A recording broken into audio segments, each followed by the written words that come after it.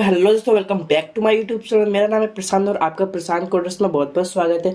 तो ये हमारा टेबल टैग रिलेटिव पार्ट 2 है। हमने पार्ट 1 ऑलरेडी टेबल को बना लिया। हमने पार्ट 1 में बताया कि टेबल को हम कैसे डिफाइन कैसे टैग के अंदर हम उसको करते हैं। मैंने उसका एग्जाम्पल करके भी दिखाया। अगर आपने वो वीडियो एक्सेस नहीं किया है तो आप यहाँ से जाके हमारी पूरी HTML सीरीज की हमने वीडियो बना के रखी है, आप यहाँ पे इसको जाके एक्सेस कर सकते हो। चलिए हम लोग चलते हैं अपने टेबल टैग के पास।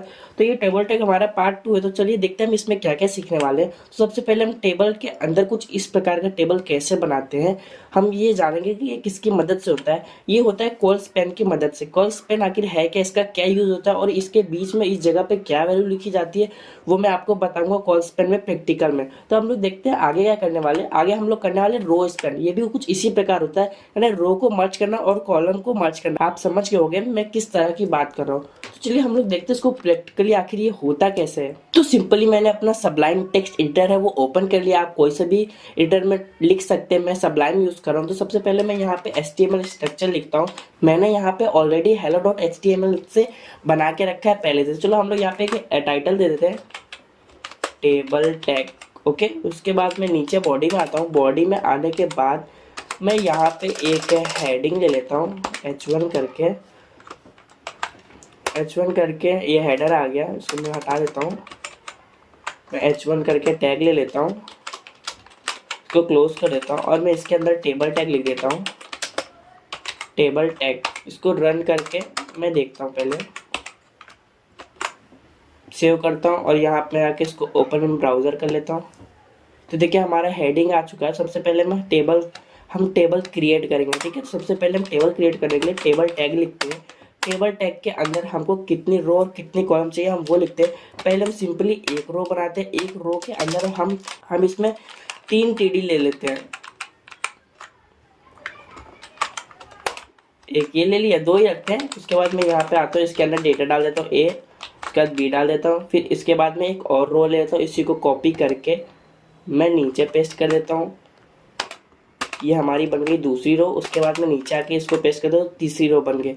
तो मैं यहाँ पे डाटा भी चेंज कर लेता हूँ। इधर C लिख देता हूँ, इधर D लिख देता हूँ, E F लिख देता हूँ। इसको सेव करता हूँ और मैं इसको सिंपली रन करता हूँ। रन करने के बाद मैं यहाँ पे आता हूँ, इसको रिफ्रेश करता हूँ।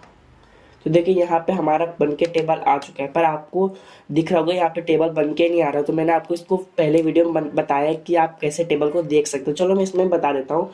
हम लोग सबसे पहले जाएंगे और टेबल टैग के अंदर जो एट्रीब्यूट होता है बॉर्डर नाम का, हम इसको बॉर्डर दे देंगे। बॉर्डर हम इसको देंगे 1 पिक्सल, नहीं, हाँ 1 पिक्सल ही देते हैं, 2 दे देते हैं। 2 दे दे, उसका सेव करता हूँ और यहाँ पे आके रिफ्रेश करता हूँ। देखिए यहाँ पे बॉर्डर भी आ चुका है।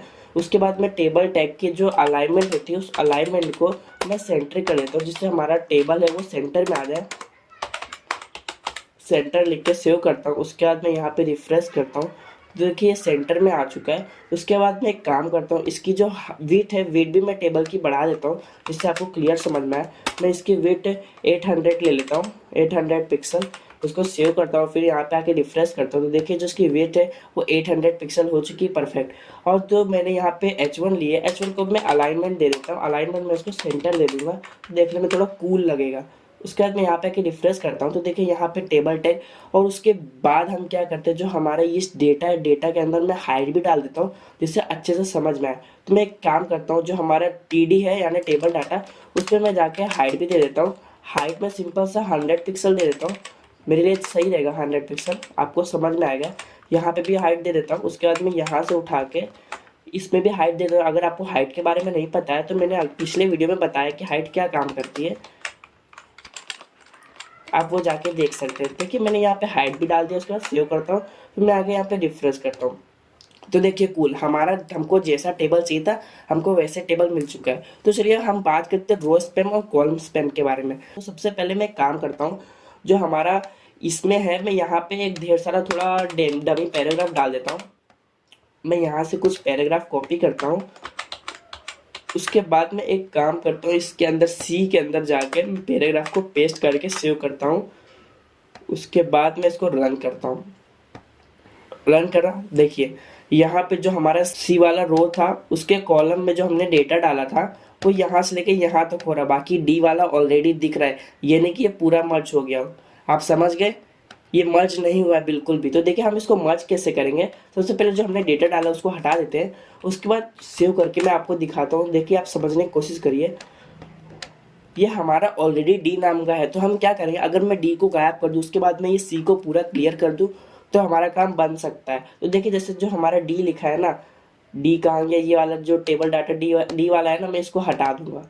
हटाने के बाद मैं इसको सेव करता हूँ और फिर मैं आके यहाँ पे रिफ्रेश करता हूँ।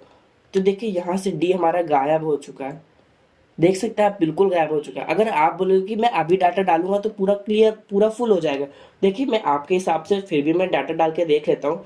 मैं सी में जाता हूँ और यहाँ पे डेटा पेस्ट करता हूँ और फिर सेव करके रिफ्रेश करता हूँ। तो देखिए यहाँ पे अभी भी स्पेस आ रहा है, जितना ऊपर का कॉलम ले रही है उतना इधर नीचे का कॉलम ले रही है। तो इसके लिए हम रो स्पैन का और कॉलम स्पैन का यूज़ करते हैं। तो देखिए हमको क्या करना, सबसे पहले हम इसमें आएंगे, रिफ्रेश करेंगे। तो देखिए ये हमारा कॉलम है, ठीक है। हमको कितने कॉलम मर्ज करना है, जैसे कि एक इस कॉलम को मर्ज करना है, तो जो हमको मेन कॉलम का मर्ज करना है उसको लेंगे, और जो जहाँ तक मर्ज करना है, जैसे ये दूसरा कॉलम यहाँ पे एंड हो रहा है, हम उसको लेंगे। जैसे 1 और 2 हो गया तो हमको 2 कॉलम को मर्ज करना है। तो उसके बाद हम क्या करेंगे, यहाँ पे टीडी के अंदर आएंगे, टीडी के अंदर जो एट्रीब्यूट है हम इसको लिख देंगे कॉल स्पैम, और यहाँ पे मैं वैल्यू डाल दूंगा 2। उसके बाद 2 हमने मर्ज कर दिया। उसके बाद मैं यहाँ पे आके रिफ्रेश करता हूँ। तो देखिए ये हमारे यहाँ से लेके यहाँ तक मर्ज हो चुका है। अब मैं यहाँ पे अगर मैं यहाँ पे वैल्यू डालता हूँ जो मैंने पहले डाली थी, उसको वैल्यू डालने के बाद मैं सेव करता हूँ, उसके बाद रिफ्रेश करता हूँ। तो देखिए वैल्यू पूरी यहाँ से लेके यहाँ तक पूरी कवर हो रही है। यहाँ पे कोई भी जरा सी भी स्पेस नहीं, और ऊपर में भी कोई फर्क नहीं पड़ा। जैसे मैंने आपको उसमें प्रेजेंटेशन में दिखाया था, पूरा वैसा ही टेबल तैयार हो चुका है। तो आप कॉल स्पैन के बारे में समझ गए होंगे। तो देखिए हमने यहाँ पे खाली 2 कॉलम को मर्ज किया है। आप जितना चाहे 3 4 5 6 उतने कॉलम को मर्ज कर सकते हैं, आप अपने हिसाब से ट्राई कर लेना। तो आपको कॉलम स्पैन के बारे में तो समझ में आ गया होगा। तो चलिए अब हम लोग रो स्पैन के बारे में देखते हैं आखिर वो काम कैसे करते हो। सबसे पहले हम अपने इसमें आएंगे और यहाँ पे मैं इसको हटा देता हूँ, आप समझ गए होंगे। उसके बाद मैं सेव करता हूँ और यहाँ से रिफ्रेश करता हूँ, और फिर मैं यहाँ पे ये भी डाल देता हूँ जो हमने डी गायब किया था। इधर पे भी एक डेटा डाल देता हूँ, पहले जैसा मैं टेबल को कर देता हूँ। यहाँ पे मैंने डी डाल दिया, उसके बाद सेव करता हूँ, फिर मैं यहाँ पे आके रिफ्रेश करता हूँ। तो देखिए हमारा, देखिए यहाँ पे कुछ गड़बड़ हुई है। क्या गड़बड़ हुई है, चलिए ढूंढते हैं। देखो अभी मैंने रो स्पैम हटाया तो वो ऑलरेडी 2 कॉलम को मर्ज कर रहा है। तो हम इसको हटा देते, बोलते भाई हमको अभी मर्ज नहीं करना है। हम यहाँ पे आके रिफ्रेश करते हैं तो देखिए हमारा पहले जैसे सब कुछ हो चुका है। हम लोग कॉल स्पैन के बारे में तो देख लिया, अब हम रो स्पैन कैसे करेंगे। तो देखिए हमको जैसे सी और ई को मर्ज करना है, तो इसके लिए सबसे पहले हमको क्या करना पड़ेगा, इसके लिए सबसे पहले हमको जो ई को है उसको हमको हटाना पड़ेगा। क्योंकि देखिए आखिर होता क्या, जैसे मैं सी में अगर ज़्यादा डेटा डालूंगा तो ये यहाँ से लेके यहाँ तक हो जाएगा, और तो भी ये कॉलम हटेगा नहीं। तो मैं क्या चाहता हूँ, जैसे मैं यहाँ पे डेटा डालूँ ना, तो यहाँ पे ना जाके वो यहाँ पे इसी एक ही 2 रो के अंदर आने लगे, सारा डेटा जितना भी है वो इधर ना हो। तो इसके लिए हम लोग रो स्पैन का यूज़ करते हैं, रो को मर्ज करते हैं। तो देखिए हम लोग इसको मर्ज कैसे करते हैं। तो सबसे पहले हम एक काम करते हैं, आपको पता है जिससे मर्ज करना है, जैसे मुझे ई को मर्ज करना है तो मुझे इसका जो डेटा है टीडी है उसको हटाना पड़ेगा इसको। तो इसके लिए हम सबसे पहले अपने एडिटर के पास आते हैं, और जो हमारा कौन सा हमको हटाना है, हमको हटाना है ई वाला। तो हम जाएंगे इसमें और यहाँ पे हमको ई वाले को हटा देना। ई वाले को हटा देंगे तो हम ई को हटा के, और जो हाइट है वो मैं इसमें हाइट 100 दे देता हूँ, जिससे डेटा क्या है हमारा, डेटा की हाइट है वो मेंटेन रहे। मैं इसको 100 पिक्सल दे दूंगा, ठीक है। इसको सेव करता हूँ और मैं रिफ्रेश करता हूँ। देखिए आपको कोई एक छोटी सी चेंज देखने को मिलेगी। देखिए जैसे मैंने इधर का डेटा हटाया तो क्या हुआ, ई मैंने हटाया तो एफ ऑटोमेटिक यहाँ से यहाँ अपने आप शिफ्ट हो गया, ठीक है। तो जैसे हम लोग सी को इधर मर्ज करेंगे तो ये एफ ऑटोमेटिक यहाँ पे चला जाएगा। तो देखिए मैं करके दिखाता हूँ आखिर ये होता कैसे। तो हम इसमें जाएंगे और हमको सी को टारगेट करना है। सी में हम लिखेंगे बाय हमको तुम रो स्पैम कर दो, कितने रो का, 2 रो का कर दो। उसके बाद मैं यहाँ पे जाऊँगा और यहाँ पे रिफ्रेश करूँगा, बूम। तो देखिए यहाँ पे गाइस 2 रो मर्ज हो चुकी हैं। तो देखिए आपको ये समझ में नहीं आ रहा वो कैसे मर्ज हो रही, क्योंकि यहाँ पे देखिए यहाँ ये वाली एक रो ये है, एक रो ये है। जैसे आपको मैंने बोला था आपको समझ में नहीं आएगा तो मैं डी में भी हाइट डाल देता हूँ, तो हाइट ये भी परफेक्ट हो जाएगी। मैं डी के अंदर जाके भी इसकी हाइट दे देता हूँ, हाइट में इसकी 100 दे देता हूँ, 100 पिक्सल, और फिर सेव करता हूँ।